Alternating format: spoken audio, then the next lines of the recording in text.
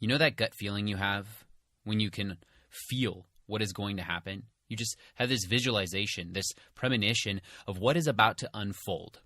And you're riding along on a motorcycle on the freeway, going 70 miles per hour, and then, yep, it's exactly what happened to my next guest today.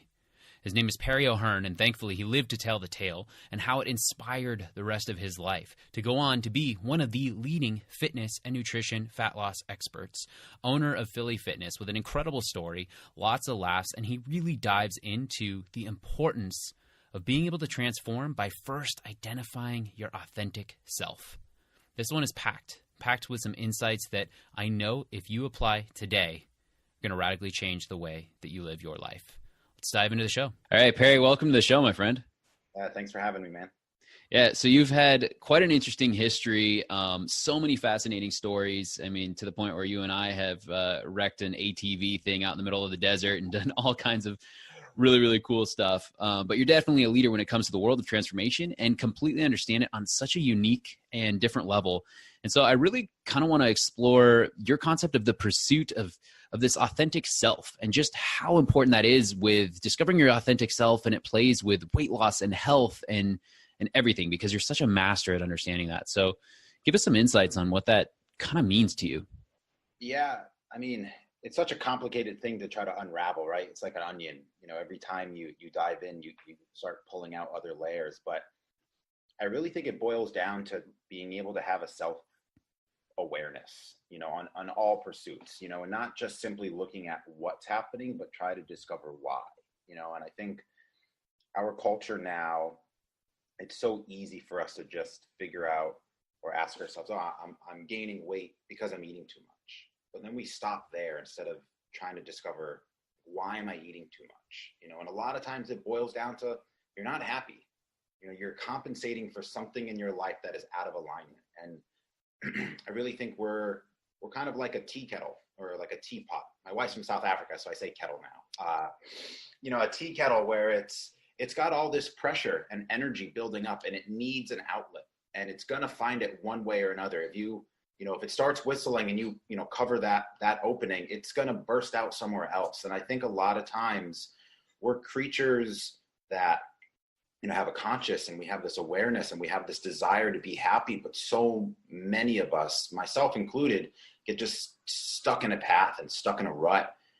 And you got to find happiness somewhere. So if it's not in your career, you're going to turn to food, you know. And then if it's not, you know, this self-love that you have, you're going to turn to something else, or you're going to turn to self-hate. And I really think it all boils down to being able to pull back all those layers and try to really figure out, like, what makes you you, and like, what do you want to be, and realizing you have the power to change that. And who you were yesterday doesn't have to be who you are today, and doesn't have to be who you are tomorrow. And you always have permission to change.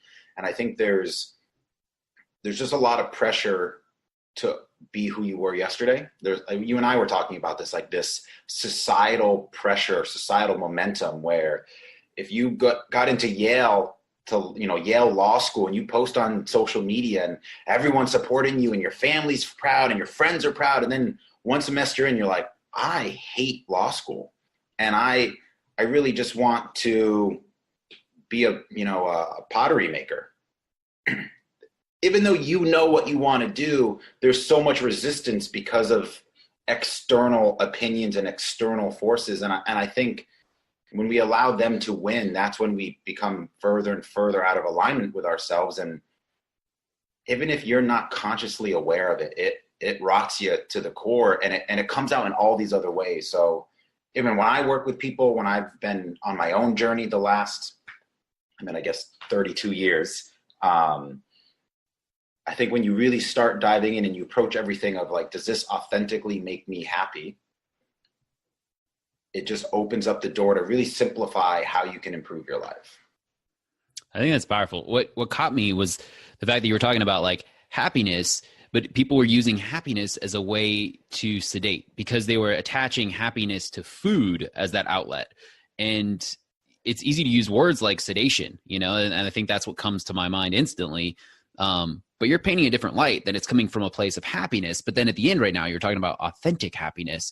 So there's like a huge differentiation. And I guess that makes sense. Like the brain is searching for happiness. And so it's not finding the outlet from these other societal norms that have kind of piled on. And so you're just going to get it from somewhere else, whether that's food or something else. So when you're working with clients, like how do you uncover that and unravel that, for someone who's listening right now and they're going, yeah, I know I do that. I'm well aware that I use food as this mechanism, as this technique. So what do you do? Yeah. For me,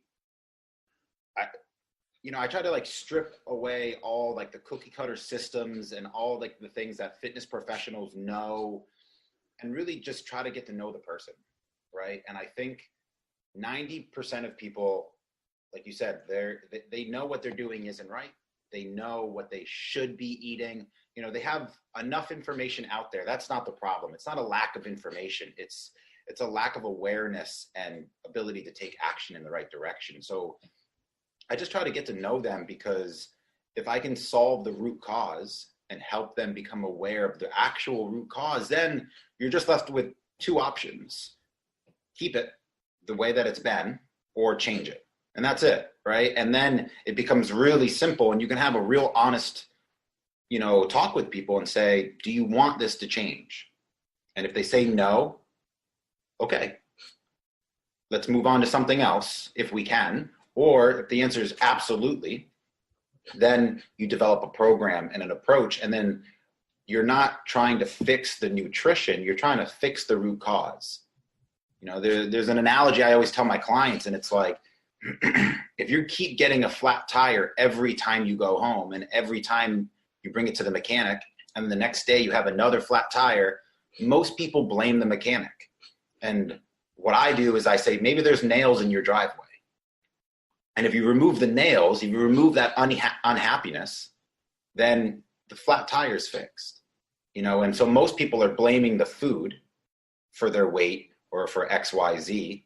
And it can be a host of different variables. It's not always just the food, but it's really something else. And it's usually kind of in a blind spot that people aren't aware of. So I just try to listen and get to know them, and then be able to really uncover, I try to secretly find out who they want to be, like let that inner child and that safe space come out, so they're able to kind of let that leak through or bleed through. And then we just find where it's inconsistent, where their expectation of what they wanted to always become is different than their reality. And then I try to be able to look for where that inconsistency lies, but where they have control to make a change. If it's inconsistent, but they have no control of it, if they, wanted to do a marathon, but they're paralyzed now, I mean, there's options, right? But they're never going to run a marathon, right? So we have to pivot. But if they want to run a marathon and they just have never done it, well, that's in their control, right? And then we can develop a system. So I try to find and empower them where they can actually realign themselves to be their authentic self. And it's just little baby steps, right? And they just pile on each other. And it's really cool to see. But I've always believed if you hit that root cause, everything else, that's the first domino. It'll all fall into place. Yeah, no, that totally makes sense. It's the root cause that leads to behaviors, that leads to habits, that leads to the identity of who you are.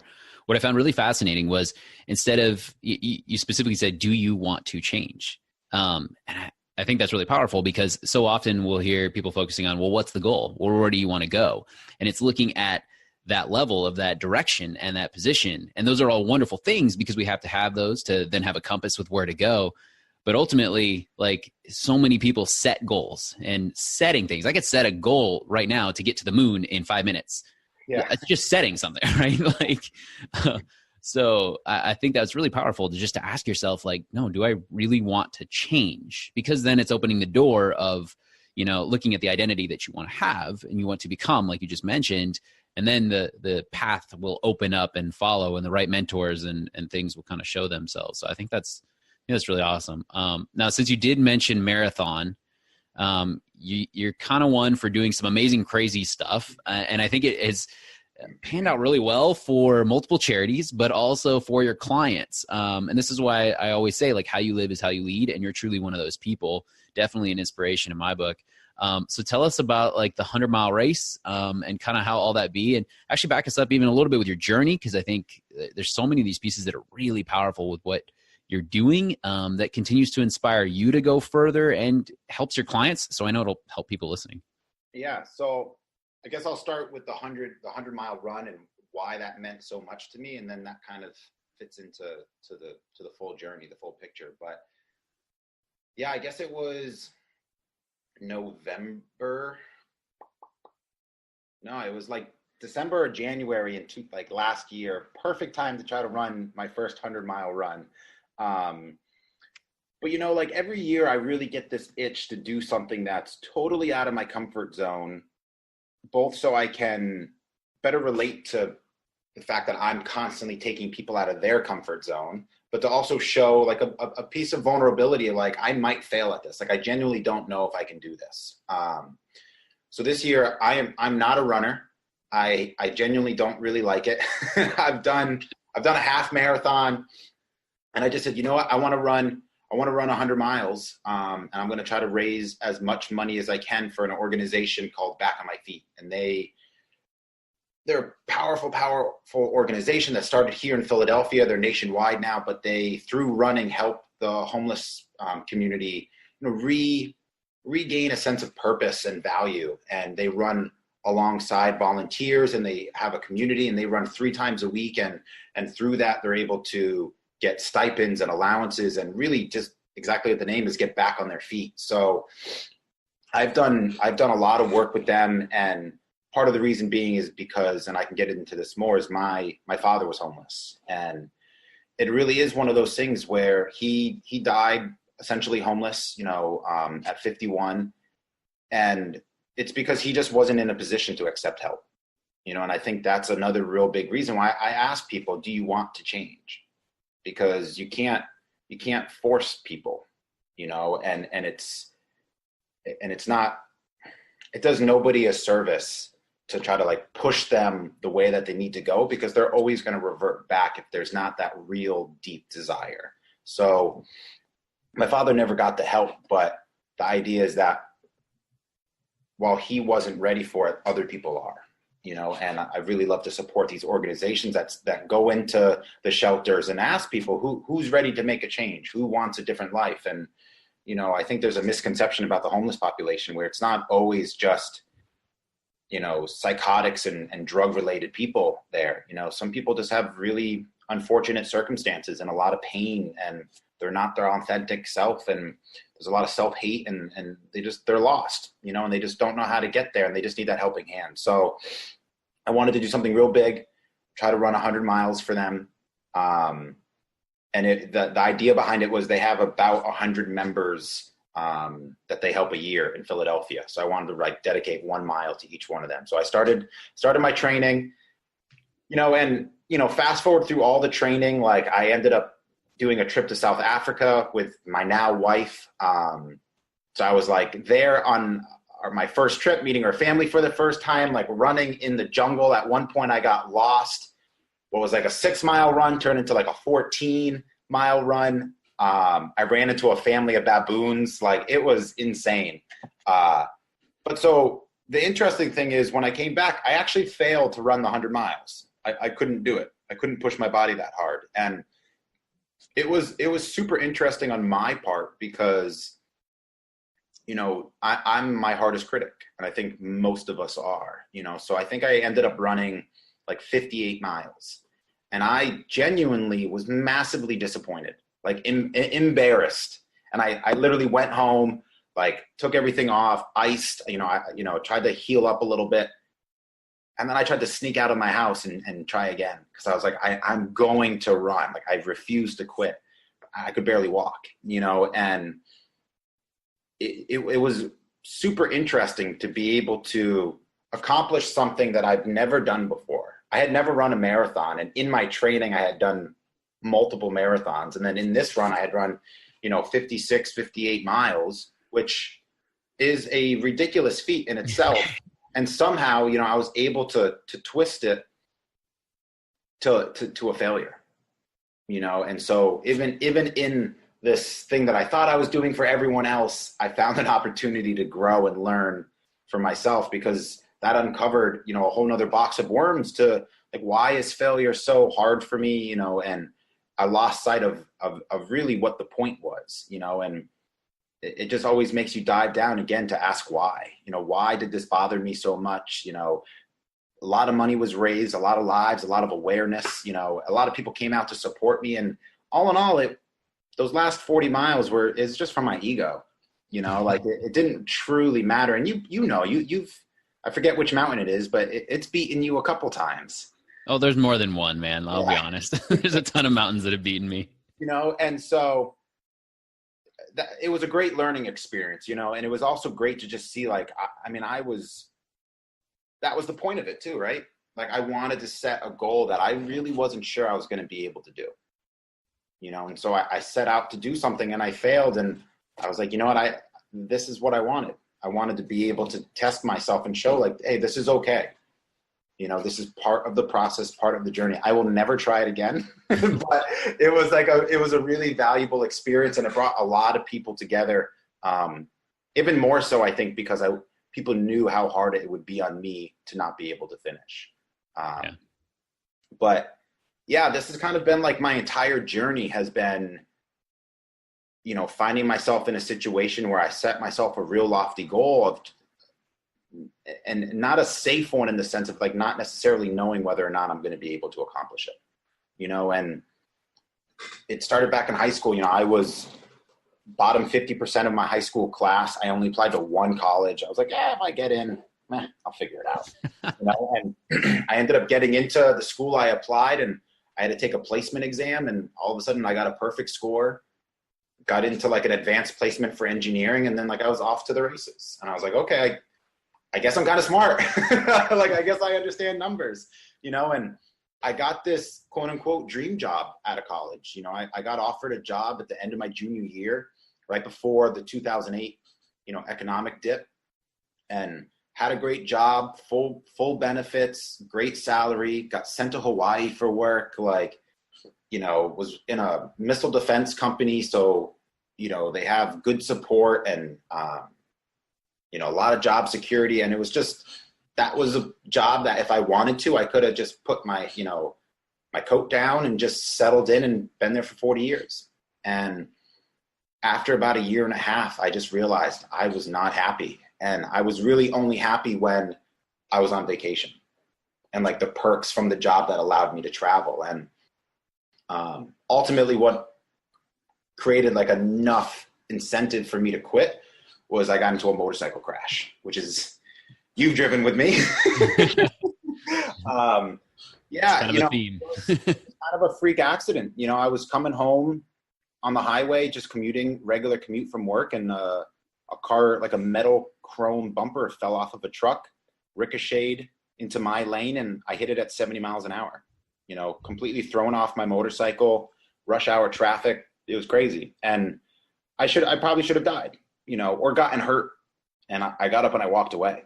And I remember that night literally just sitting there and just saying, like, why am I alive? Like, that was crazy. And I'm fine. I had some bruised ribs, you know, nothing. And it made me really realize like how fragile life is. And that was a normal daily commute that we all take for granted, you know. And even today on my bike ride to work, I saw a car that went off the road, went over the bike path, hit the stone wall, flipped, and was hanging upside down in trees above the river in Philly.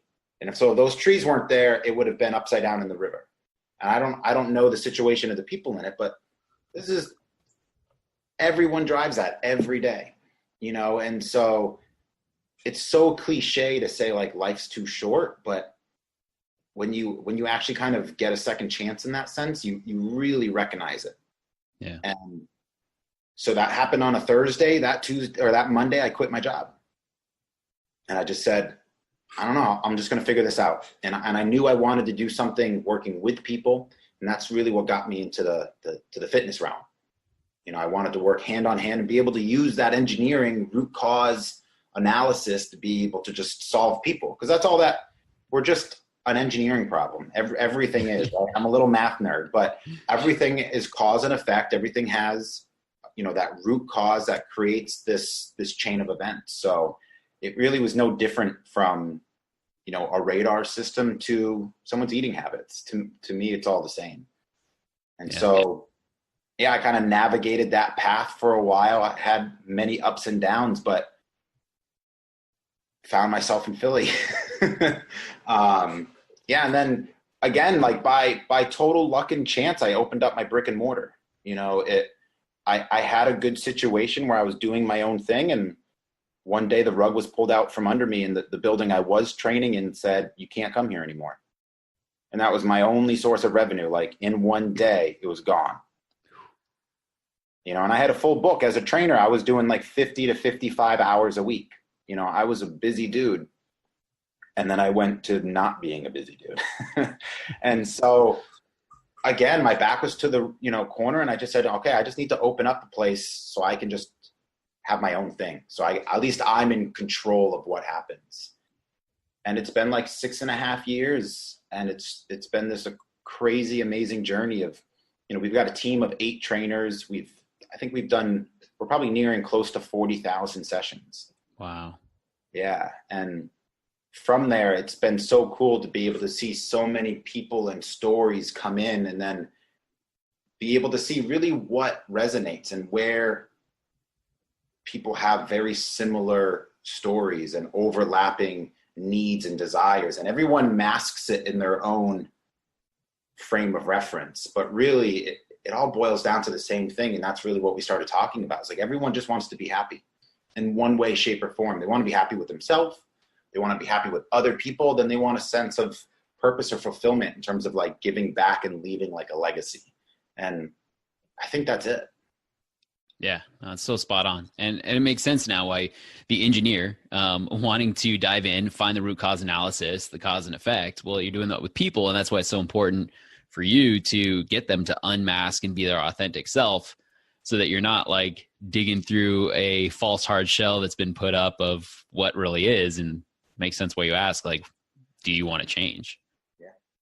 Yeah, that's cool. So, just because you were telling me about, the motorcycle accident, and then just like, the running and getting to 58 miles, and it was interesting. So, you talked about awareness being such a key piece of change, and completely relate. And almost anybody that I've ever had on here, especially someone who's gone through a transformation themselves, has talked about, I just kind of became aware of what things were, where I was at, and what I needed to do.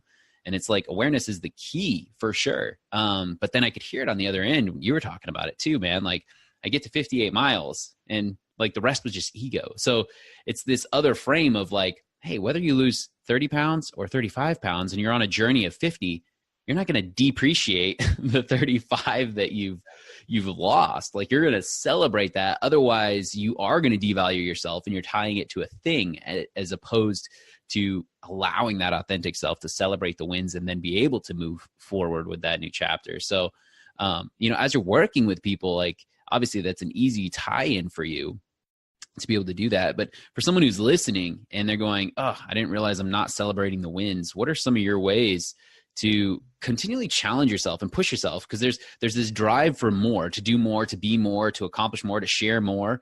But then there's also this like other side of, no, I have to celebrate and appreciate. How do we build that in so that we're not letting the ego take over, especially when it comes to weight loss and all of these things, because then we just start chasing things.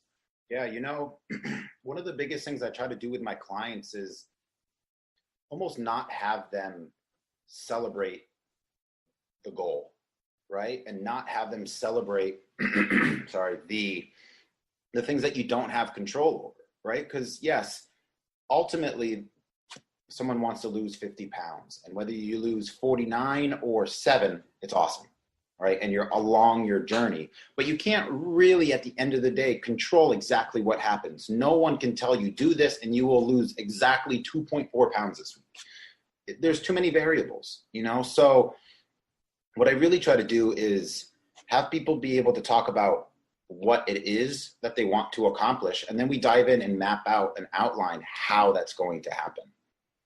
So if you want to lose 50 pounds, what does that entail? Well, you need to you're on a long journey. You need a good mindset, right? So diving into how to create that mindset through meditation and journaling, and diving into self-awareness and reading books on it, and just diving into what support do you need to be able to create that solid foundation. Then, okay, nutrition's part of it. Okay, so we're going to map out a nutrition plan, but more important than that, we want you to have ownership over what you eat. So maybe it's setting a goal of 85% of your meals are home cooked, right? And then, no matter what you eat, it falls into this range or this approach of your diet plan or your macro plan or whatever it may be, right? So now, boom, your goal is just really just being a conscious and intuitive eater, right? And you're holding yourself accountable to that. And then let's say there's exercise. Okay, I want to do yoga 3 times a week. I want to do a kettlebell workout 3 times a week. And then I just want to go for a nice hike, twice a week. Great. Like, that's your structure. That's going to be the person that you need to be and what you need to do to reach your goal. The goal doesn't matter. It's just a result. But you can control who you are. So celebrate the days that you actually fall into alignment with who you want to be, right? If the authentic you is 50 pounds lighter, it's not because you're going to be happier at 50 pounds.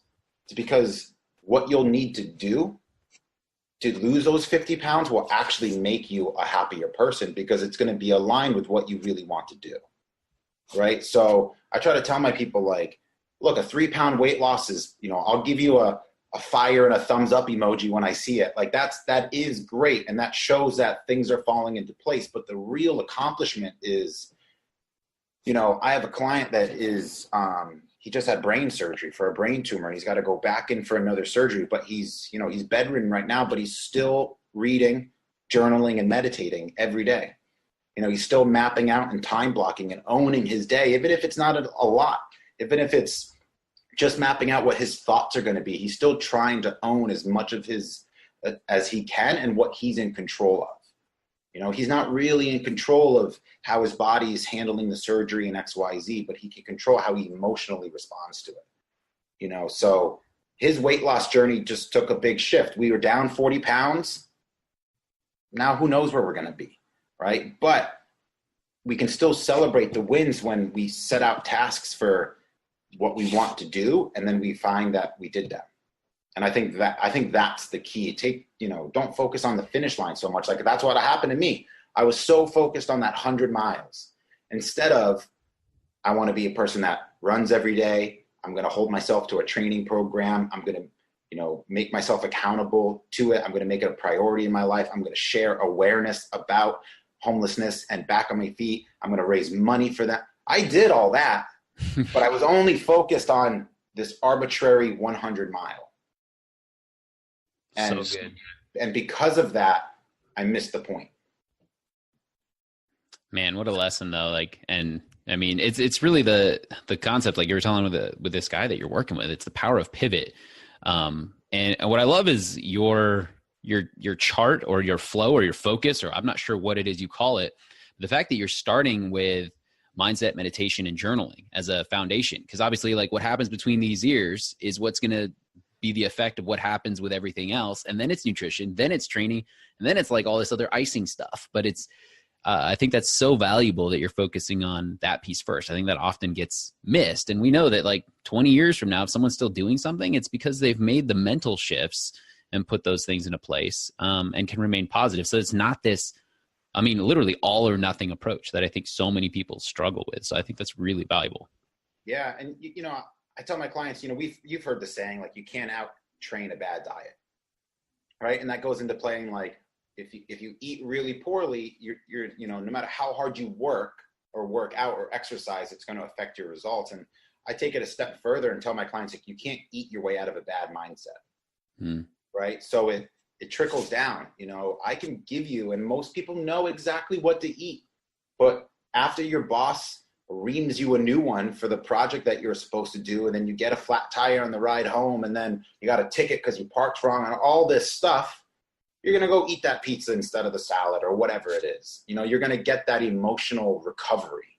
And I think it's really important just to lay that foundation of the mindset So you're unwavering there, right? And like you said, then you build the nutrition, then you fine tune the exercise, then you're in such a good place. Whatever you want on the top, man, that's gravy. Like you're such a disciplined, focused person that you're more efficient with your time. You're a high performer with whatever you put yourself to, whatever that becomes, whether it's a marathon, whether it's a business, whether it's your relationship. You've got the systems and the tools. You just need to like laser focus it on that specific goal and it'll be easy. So cool. I love that. It really is true because it can apply to anything and then you're just getting laser focused on it. So cool. As you're working with people, because I mean, I have fun just watching you just post up people's different celebrations and stuff like that all the time. He's like, yeah, one of my clients lost 50 pounds in 12 weeks. But then you go into like the highlights of what it was. It's not even like the weight. The weight is like the least of the celebrations for you, which is really cool. It's just a byproduct like you were talking about. And it's just time and time again, probably just because you've built such an amazing system. But like when people are hitting these obstacles, you know, like I think that's the biggest challenge for people. It's when life is great and things are going well, it's easy to hit all of this, you know. So what do people do and what do they need most importantly out of anything when they're going to hit obstacles? What have you found to be helpful for people? Yeah, you know, it's funny. Like one of the biggest hurdles that I get when I talk to people about starting is they're like, oh, this sounds perfect, but like, I don't know, I'm just going to be busy this week and my in-laws are in town. I'm like, good, let's start. You know, I had another client who was just out of the hospital. You know, he had a broken foot and he's like, I don't know. And I'm like, no, this is perfect. Let's do it. We should have started yesterday, you know, and it's exactly like you said. It's the only real test is when you go through a difficult time. If you can only do what's right, you know, or be that authentic self or be in alignment with your future self when it's easy, you're never actually going to get there. You know, and the analogy I always use, and I just posted about this recently, is like, no matter how bad of a mood you're in or stressed or pissed off or anxious, you always brush your teeth. Always. Right. And it doesn't matter. You travel. What do? You bring a toothbrush. You're not like, no, I'm in Mexico. I didn't brush my teeth. That's crazy. No, you bring it. You know what I'm saying? But for some reason, I mean, it's obvious because there's like an emotional tie that we've developed with exercise and food, but we've detached that because we've done it for so long. And I think that's really important. So when people get busy and when they fall off or they hit obstacles, again, I just always dive into why, you know, and a lot of times I let them do the legwork. You know, I'm there to be a voice and to talk, but I want them, they know themselves better than me. They know what's really going on. And I'm just there to be able to give themselves a microphone and be like, talk, share, tell me why this bothered you. And then we can figure out how to adjust it, or we talk about whether or not it should bother you or developing systems so it doesn't in the future, you know. But I think nowadays, especially with social media, we all, and I know you're in the fitness community, so you know this too, like we all have to be perfect. And I think it develops more pressure when things go wrong, you know, in quotations, wrong, because it's like embarrassing because everyone looks like their grass is so green. And you're like, oh my God, I have a brown spot. Like I got some weeds, like this isn't good, but everybody relates to it. So I try to like help them understand, like, it's okay to see it. And it's not, the goal isn't to be perfect. The goal is to how quickly you can shift and, like you said, pivot from when you see that you need to, you know. And if the analogy, again, I'm huge on analogies, but if you're driving to a friend's house and you take a wrong turn, you don't throw the car into park and say, well, this is my home now. This is it. I'm stuck. I failed. No, you just take a detour or you do a U-turn, right? And okay, you're a couple minutes late. Who cares? You still get to Tim's house. You still see the Super Bowl. Like nobody cares about that. But on a weight loss journey, on a performance journey, whatever it is, it's like you have one, you know, you might be down 30 pounds, but then over the weekend you gain 1, or just don't lose anything, or maybe you only lose 2, or whatever the expectation was. All of a sudden they're like, this isn't for me. And it's being able to just like walk them off that cliff and be able to see, like, let's actually dive in and understand why this just happened. And I think for most people, when they actually dive in and see that there's something that happened that they were in control of, then they start to understand, oh, I could prevent this from happening in the future. Oh, that's why. But I think the frustration comes from when their expectation doesn't meet reality. And if they can't see why there's the disconnect, it becomes almost overwhelming in a sense where it's like, well, it must be me. Like, I must be the problem. Where if you just look and go, no, like, it's just water weight. Or, yeah, what you had a ton of sodium. Or, dude, you ate 3 pizzas. It's okay. It is what it is. Like, we've all been there, like being able to just see what actually happened and give credit or blame or whatever it is. But like, again, just find that root cause of what happened. Okay, why did your boss scream at you? Why did you get laid off? Okay, that sucks. But where's the value? What happened? How can you grow from this? And just giving them really whatever support it is that they need in that time. But to allow for them to realize, like, no matter what's thrown at them, they have the power. Again, you can either keep it or you can change. And that's all you can do. You can either keep walking into that same wall over and over and over again, or you can just use the door. You are the king of analogies. Even when you don't realize you're using analogies. No, I love that. I think the key takeaway from that for me was, the expectations don't meet reality. And we set ourselves up to fail if we do have these expectations that are tied to a certain thing. But then what I loved is you're bringing them back to awareness of what the reality may be with what happened, even if it is eating those 3 pizzas. But then what was key was it's the disassociation from eating these 3 pizzas being I'm bad, because you mentioned guilt and shame. No, it's just the reality of what happened, probably based on pre-programmed habits that are happening on a subconscious level based on, the threat, and you were striving to make yourself happy, bringing back to what you were saying at the beginning. And your conditioned happy is to eat pizzas to get that dopamine release or whatever it is. And so it's a response, to try and be good to yourself. It just hasn't been good to yourself. So I think that power of disassociating, the action of the past from where you want to go to the future, so that you're not living in that depressive state of the past. You're just bringing the focus back to now is so, so huge. So I appreciate that insight, and just got to open that door, man. Just walk through. That's really good. So before I ask my last question, I know you've got online coaching, and obviously in Philly, you've got an amazing facility and ton of things. So where can people find you? I think the easiest place is just Facebook, so Perry O'Hearn. I think like my actual Facebook, I don't know if it's called a handle, I don't know how that works, is like I'm Perry O'Hearn.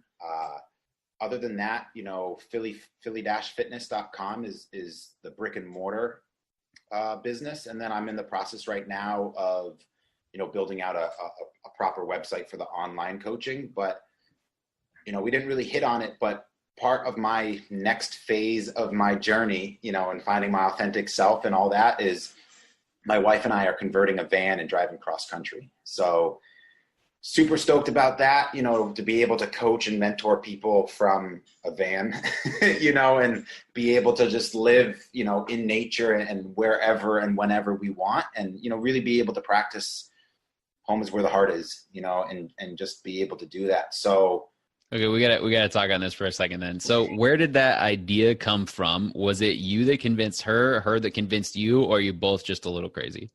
I think we're both a little crazy. We both started tagging each other on Instagram, and then I was like, how cool would this be? And she's like, really cool. I'm like, but seriously. She's like, yeah, I would do it. And I was like, that's all I need to hear. Let's do it. And she's like, well, what about the business and this and that? I'm like, we'll figure it all out. Like, let's do it. So yeah, we're mid-build right now. We're just finishing up the electrical and the plumbing. And in about 8 weeks, we'll be on the road. Wow. And then share, where's the journey going? So we're going to be starting in, from Philadelphia, and we're going to drive through Canada to Alaska and back. We'll spend about 3 months doing that. And then the next leg of the trip, we'll be heading down to Central America. Too cool, man. Too freaking cool. And I'm assuming documenting the journey along the way, because you talked about like helping people and different things. So there's got to be some kind of plan there. Yeah. So we have we have a blog that we're doing for that, and an Instagram at A Couple Wanderers, you know, with underscores between underscore couple underscore wanderers, and then acouplewanderers.com. And, you know, we really, both of us just want to be able to focus on practicing what we preach, you know, and not always falling in the trap and the groove of kind of society, in the way of like, I'm a business owner, you're a business owner. More is more is more. That's the goal, right? And it's so easy to fall into that trap. And so we want to pivot. We want less. You know, we're going to be living in 65 square feet with the two of us and 2 dogs. Wow. You know? Good luck. I'll keep you updated. But, you know, we want to be able to just realize like we don't need things. You know, we just want each other to travel. And then our big thing is we want to travel around and figure out where we want to call home.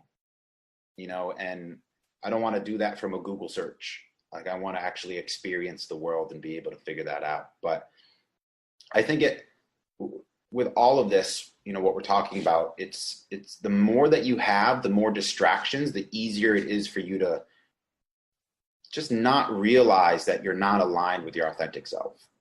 And I think that's something that, you know, my wife, Nicole, and I are both really dialed into to always making sure that we're doing. So, you know, we're stripping away everything. We're selling everything that we own, and we're climbing into this van. If you're not aligned, I mean, if you're not happy in a van, everyone's going to know, you know? So I'm super excited about that. It's cool. So, I mean, I'll just go on this little tangent because it's what's coming up for me, you know? So first you're sharing that, and I'm like, they're just newlyweds, like easy for them. They don't have a toddler at home or any of those types of things. Right. And it's the ego that's driving that. And then I instantly catch myself and going, yeah, but I have no desire to live. I love my wife. And even if we didn't have there's no way I would want to do that. Yeah. And so it's funny, right? Like how we create these stories instantly of comparison. And so then it just took me down this really, really quick route. And I'm like laughing at myself as I'm hearing about this, because I'm like, I just want to watch. I don't actually want to live it, but I'm so excited for it. And I was just thinking how, like, so often, I mean, you've experienced it, I'm sure, time and time again, and so have I, where you have someone who's going down a weight loss journey, and they're saying, well, it would be easier if I was, you know, living alone and I didn't have a significant other who didn't eat healthy, and then I could make my own food. But then on the other front, you have someone who's going, well, it would be easier if I had a family to cook for and I wasn't living on my own so that I could make healthy food, right? Opposite story, but yet same story. And so I just found that I just had to share, because it's so true. Like, we look at the outside, we compare, because you talked about the social media thing. And I just think that's so important for, you know, people as they're going down any journey to realize they're on their own journey. And what do you want? And are you willing to make that change? Because if I really wanted to live in a van and do that with my wife and son, we actually could, right? Like, but it's so easy to argue for our excuses so quickly. So just based on the other things you were saying, I just had to jump on and share. Yeah, Chris Farley's going to be my my spirit animal living down by the river. Yeah. Too good, man. Too good. So last question. I mean, we'll link up all that in the show notes so people can definitely follow, because that'll be really, really cool. Awesome. And your brick and mortar and just everything. But what do you believe it ultimately takes to transform? Like, what is the essence of truth that is needed for someone to transform? You know, I think it really just boils down to, it's almost like 2 contradicting beliefs. Like, they need to have a sense of acceptance about who they are and be able to accept, like, this is me and this is who I am in this moment. And they have to accept the good, the bad, the ugly, all of it. And they have to learn to love it and not say, I'm going to love myself when, you know, I'm going to be happier when I have more money or a better car or a bigger house or less weight or whatever. You know, they need to actually love themselves for who they are and recognize, like, all their faults and all the mistakes that they've done in the past has gotten them to where they are. But then simultaneously, they need to accept that there's things that need to change if they want to change.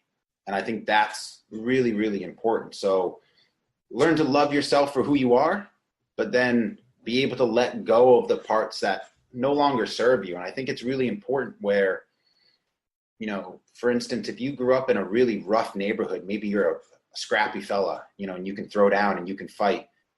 But now if you're in the business world and you're in a meeting and someone's throwing down some logic with you, you can't just go punch them in the face. You probably can once, right? But then you're done, right? So what got you, you know, to the ring or to the ballpark or whatever the analogy is there, doesn't always serve you down the road. And I think that's really important to be able to say, like, okay, this used to be my superpower. This is what got me here and what made me survive. I have to let that go and move into a new direction. And I think once people can do that and accept the past for what it was, love the present, and then be open to saying, like, who I am right now will need to change if I want my future to be a different trajectory from where I am today. Beautiful. No add-on words for that. That was closure enough in itself. So hope people record back or hit back and replay that one a couple of times and let that just really pull on their heartstrings to sink in and start affecting those beliefs. So Perry, appreciate it so much, my friend. My pleasure. All right, my friend, that concludes another great episode. And I wanted to say thank you. Thank you for going on this journey with me, going down this path as you and I continue to explore and uncover the truth of what it takes to completely transform. And now you've got two assignments. And the first one is it's really important that you take action on one thing that you heard from today's message.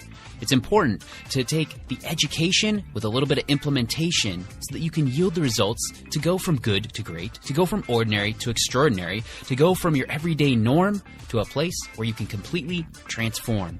And the second thing that I need you to do is share this message because there's a friend, a coworker, a loved one out there that needs to hear a piece of this.